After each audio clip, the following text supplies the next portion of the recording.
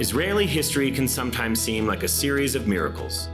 Independence in 1948, victorious in multiple wars, and a prosperous, technologically sophisticated economy. But these are not miracles, nor just good luck. They were produced by blood, sweat, tears, calculated risks, and hard work. Israel was founded by Eastern European socialists, but eventually shifted to a privatized market economy from financial crisis to stability because it had no other choice.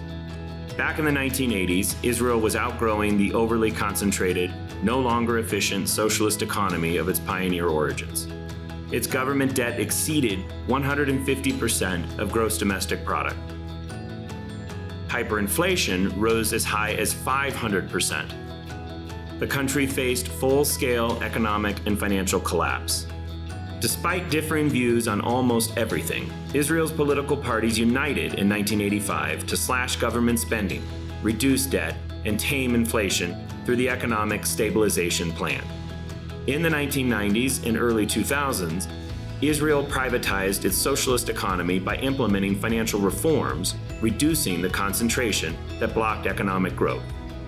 Not everything worked right away.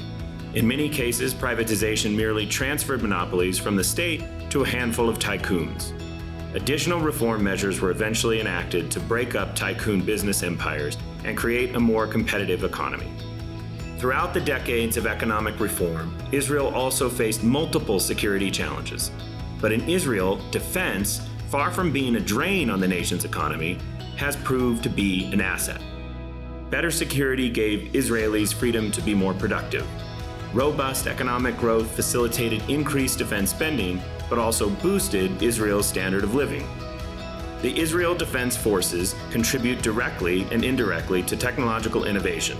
Many of Israel's celebrated technology products have grown out of security needs, but the IDF's Universal Service Mandate also encourages a culture of teamwork, problem solving, and pragmatism.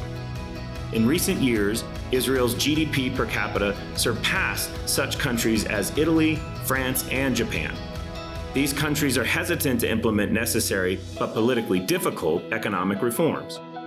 Maybe because they do not face similar existential and security threats as Israel does. Israel laid the groundwork for innovation and economic growth because it had to.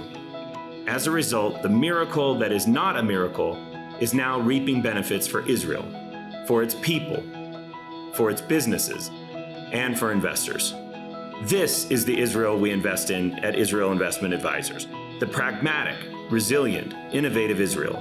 Not because we believe that Israel can perform miracles, but because time and again we have seen that Israel can do what it needs to do in order to survive and thrive.